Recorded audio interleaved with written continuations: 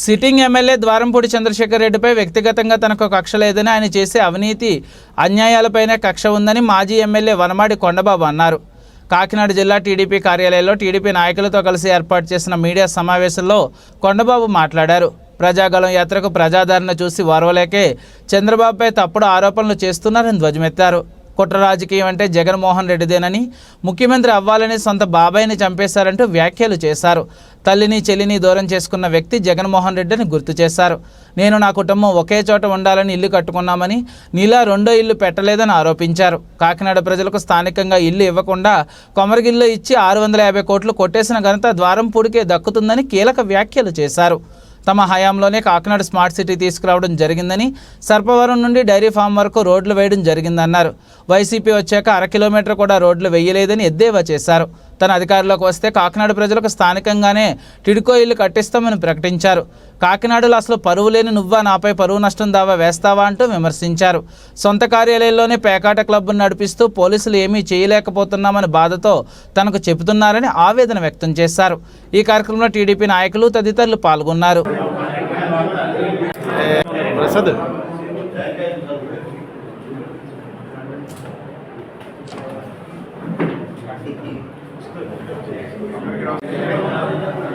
అందరికీ నమస్కారం.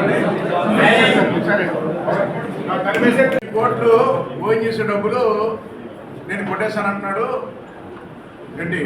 అందుకని నా మీద పోలీస్ కంప్లైంట్ ఇచ్చాడు. పోలీస్ కంప్లైంట్ ఇప్పుడు ఇచ్చేటట్టు నీకు ఎప్పుడు అన్నాను? నేను ఎప్పుడు చెప్పానండి? ఏమంటే ఎన్ని అన్నాలేదని చెప్పి మీకు 1000 కోట్లు కొట్టేసినట్టు ఎప్పుడు చెప్పానండి? సాగరా అన్నాలేని చెప్పు. ఏమన్నాలండి బాబు? ఎక్కువే సమాధానం. నీ ప్రెస్ మీట్ పెట్టి మీ ద్వారా చెప్తే 20 కోట్లు స్పందించాడు. వెంటనే స్పందించలేదు. ఓకే ఉండండి ఏంటి స్పందించి ఎప్పుడు స్పందించాడు? 20 రోజుల తర్వాత అన్ని చదువుకుని స్పందించాడు. ఇప్పుడు ఏమన్నాడు? పరువు నష్ట దావా వేస్తానని చెప్పేసి కంప్లైంట్ ఇచ్చాడు. 2 టౌన్లో పోలీస్ కంప్లైంట్ ఇచ్చాడు.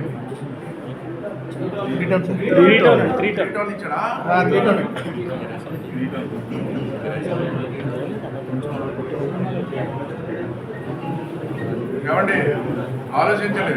కాకినాడ ప్రజలారా, అదేవిధంగా మత్స్యకార సోదరులారా, మీకోసం నేను పనిచేస్తుంటే, మీకోసం పోరాటం చేస్తుంటే ఈరోజు నా మీద 3 టౌన్ల కంప్లైంట్ ఇచ్చాడు ద్వారంపూడి చంద్రశేఖర్ రెడ్డి. చూడండి ప్రజలారా, కాకినాడ ప్రజలారా, నేను పనిచేసింది మీకోసం. మా మత్స్యకార సోదరు కూడా అది చెప్తున్నా. నేను పనిచేస్తున్న మీకోసం పోరాటం చేస్తుంటే నా మీద కేసు పెట్టాడు. ఈరోజు ఎంత దారుణం అంటే నేను మొన్న కూడా చెప్పాను, మళ్ళీ చెప్తున్నాను. అసలు ఈ బరువు ఉందా? అసలు బరువు ఉన్నవాడైతే నా మీద కేసు పెట్టాడు. నీకు బరువే లేదు అసలు. ఈ కాకినాడలో బరువే లేదు అసలు. ఎంత దారుణమైన వ్యక్తి అంటే ఇలాంటి కుప్పగంతులు వేస్తున్నావు. నువ్వు చూస్తున్నావు, ప్రజలు గమనిస్తున్నారు.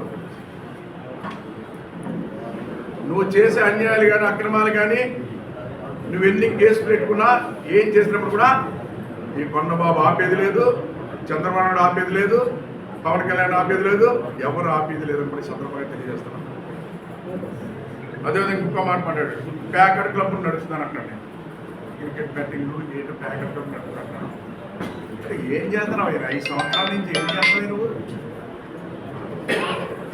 మా పెద్దపురం సూర్యపురం గుర్రం ఉంది. గుర్రంపల్లి ఎంత ఉందావా? గాడిపల్లితో ఉందాం.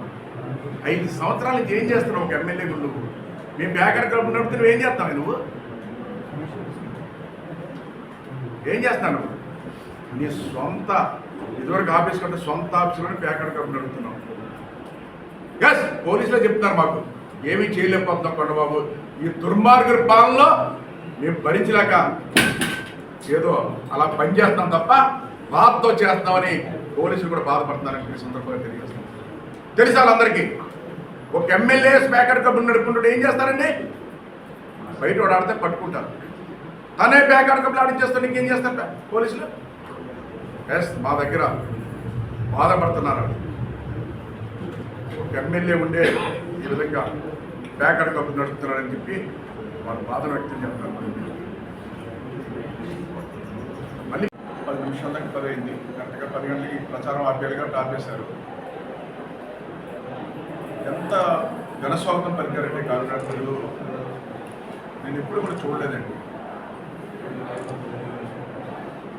ప్రజలు కార్యకర్తలు నాయకులే కాదు, ప్రజల భాగస్వాములుగా కాకినాడ నగరంలో ప్రజలందరూ కూడా భాగస్వాములుగా వారు పొడుగునా కూడా ఆయనకు స్వాగతం పలుకుతూ నిరాంజలి.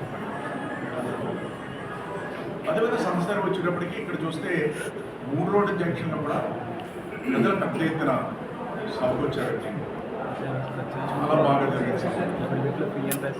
సభ ఉద్దేశించి మాట్లాడారు చంద్రబాబు నాయుడు గారు. మాట్లాడుతున్న ప్రజల్లో చాలా స్పందన వచ్చింది. అదేవిధంగా ఈ రాష్ట్రంలో అన్ని చోట్లకి వెళ్ళినప్పుడు ఆయన స్థానికంగా ఉన్నటువంటి విధానాలపై కూడా మాట్లాడుతున్నారు. ఆయన రాష్ట్ర అభివృద్ధి గురించి మాట్లాడుతున్నారు. స్థానికంగా ఉన్నటువంటి జరిగినటువంటి అక్రమాల మీద, దౌర్జన్యాల మీద అన్ని కూడా మాట్లాడతారు కామన్గా. అదేవిధంగా ఇక్కడ ఉన్నటువంటి ద్వారపూడి చంద్రశేఖర్ రెడ్డి మీద కూడా మాట్లాడారు. వేళ ఏం మాట్లాడలేదండి, గతంలో కూడా మాట్లాడారు. అయ్యే మాటలు నేను మాట్లాడాను, అవే మాటలు పవన్ కళ్యాణ్ గారు మాట్లాడారు, అవే మాటలు అన్ని మీ టీవీలో ఇచ్చారు. మీరు అందరూ మీ టీవీలో ఇచ్చినప్పుడేమో అలాంటి వార్తలు అలాంటి ఎలాంటితే లారీలు వేసి తొక్కించేస్తానన్నారు మీడియా సోదరులు, మిమ్మల్ని బెదిరించాడు. అదేవిధంగా మమ్మల్ని కూడా ఇష్టం వచ్చినట్టు మాట్లాడాడు. మీకు అందరికీ తెలుసు. ఆయన దేనికి సమాధానం చెప్పారు. ఆయన చేసిన అవినీతి మీద మేము ఎప్పుడూ మాట్లాడుతున్నాం. ఇప్పుడేంటండి ఆయన అధికారంలోకి వచ్చిన కాడి నుంచి ఏ అవినీతి చేస్తే అవినీతిని అంతా కూడా మీ ద్వారా బయట పెట్టాం, ఈ పాత్రికేయ ద్వారా. కానీ దానికి సమాధానం చెప్పకుండా ఒక్కరికి ఏదో మాట్లాడతారు, కించపరుస్తూ మాట్లాడతారు, హేళనగా మాట్లాడతారు. ఈరోజు ఏం మాట్లాడుతున్నాడండి చంద్రబాబు నాయుడు గారు అన్ని మాట్లాడిన అవాస్తవాలు. ఆయన కుట్ర రాజకీయాలు చేస్తాడు. కుట్ర రాజకీయాలు అంటాడండి. కుట్ర రాజకీయాలు చేస్తాడైనా. కుట్ర రాజకీయాలు చేసింది జగన్మోహన్ రెడ్డి. ఆయన ముఖ్యమంత్రి కావడం కోసం, ఆయన స్వార్థం కోసం సొంత బాబాయ్ అని చెప్పేశాడు. ఆయన బాబా అని చెప్పేసిన తర్వాత ఈరోజు వాళ్ళ చెల్లి తల్లి అందరినీ దూరం చేశాడు. కుట్ర రాజకీయం అంటే జగన్మోహన్ రెడ్డిది.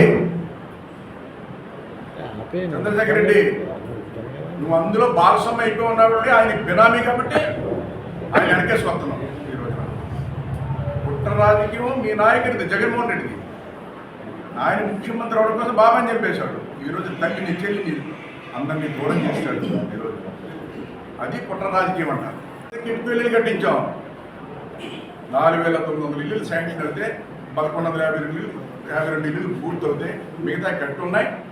ఇంకా కట్టవలసిన కట్టాలంటే 20,000 ఇల్లులు కట్టచ్చు. ఇంకా స్థలం ఉంది, ఓట్ ల్యాండ్ తీసుకున్నాం. కట్టిన ఇల్లులేమో ఇంతవరకు ఇవ్వలేదు నువ్వు. ఆ కిటికీ ఇల్లులు కట్టి కొద్దిగా అబ్బనాలిపోయినన్నీ అక్కడ ఉన్నాయి. మనం 1,152 ఇల్లు ఇచ్చావు, కానీ కొంతమంది తీసేస్తాం, కొంతమందికి ఇచ్చావు. మళ్ళీ అదే కిటికీలలో పక్కన కట్టించవచ్చు కదా. కాకినాడ ప్రజలు కాకినాడలో కొమరగిరి తీసుకెళ్ళావు. కొమరగిరి తీసుకెళ్ళావు. ఎందుకు తీసుకెళ్ళావు నువ్వు? నీ వ్యక్తిగత లాభం కోసం. తక్కువ రేటుకి కొనుక్కుని ఆ పొలాలు ఎక్కువ రేటుకి గవర్నమెంట్ అమ్ముకుని 650 కోట్లు కొడేసావు. అందులో 650 కోట్లు అందుకు తీసుకెళ్ళావు. ఎవరన్నా అక్కడికి వెళ్తున్నారండి? నువ్వు ఇచ్చినా ప్రజలారా మీరు అర్థం చేసుకోండి ఒకసారి. కాకినాడ ప్రజలకు ముఖ్యంగా చెప్తున్నాను నేను. ఒక ఇల్లు ఇవ్వలేదట్టండి. కాకినాడ ప్రజలకి కాకినాడలో కట్టాలని నేను ఓట్ ల్యాండ్ తీసుకుని ₹1 ల్యాండ్కి ఖర్చు పెట్టలేదండి. ఓట్ నుంచి ల్యాండ్ తీసుకున్నాం మనం. నువ్వేం చేస్తావు? నీ వ్యక్తిగత లబ్ధి కోసం ఇక్కడ కడితే ఏ లాభం ఉండదని ఆలోచనతో కొమరగిరి తీసుకెళ్ళి అక్కడ తక్కువ రేటు స్థలం కొని ఎక్కువ రేటుకి గవర్నమెంట్కి ఇచ్చి 650 కోట్లు కొట్టేసావు. ఆ లాభం కోసం నువ్వు ఈరోజు పేదవాళ్ళందరూ అంత మొదలు తీసుకెళ్ళావు. ఒక్కరు వెళ్ళంటారండి అక్కడికి. నేను ఇంటిని దిగుతుంటే బాబు కొండబాబు ఎంత దూరం తీసుకెళ్ళాడు, అక్కడికి వెళ్ళలేకపోతున్నాం, ఇబ్బంది పడుతున్నాం అంటే బాధపడుతున్నాను. వాళ్ళకి కూడా ధైర్యం ఇచ్చాం ఈ రోజున. అమ్మ మీకు ఇష్టం ఉంటే అక్కడికి వెళ్ళండి, మీకు నచ్చితే అక్కడికి వెళ్ళండి, మాకేం అభ్యంతరం లేదు. ఒకవేళ వెళ్ళరు కదా, మా ప్రభుత్వం వస్తుంది, కాకినాడ ప్రజలకి కాకినాడలో ఇల్లు కిట్కో ఇల్లు కట్టించేద్దాం నేను చెప్తున్నా. నేను ధైర్యం ఇస్తున్నాను ఈ రోజున. కాకినాడ ప్రజలకి కాకినాడలోనే కిట్కో ఇల్లు కట్టించేస్తాం. లేదు కదా, బయట ఇవ్వాలంటే మీకు ఇలాగా సెంటు భూమి కాదు 2 సెంట్లు ఇస్తామని ధైర్యాన్ని ఇస్తున్నాం. సందర్భంగా కలిగేస్తున్నాం. ఇల్లు కట్టలేదంట, కళ్ళెదిరి కనపట్లేదు, కిట్కో ఇల్లు కట్టిన ఇల్లు కనపట్లేదు నీకు, అక్కడ ఆగిపోయినా కనపట్లేదు నీకు, అక్కడ స్థలం ఉంది కనపట్లేదు నీకు. ఆ స్థలాన్ని నువ్వు కొట్టేద్దాం అనుకున్నావే, కబ్జా చేయబోతుంటే మేమే కదా ఆపాం, మీ మీడియా ద్వారా చూపించాం, మీరందరూ వచ్చారు.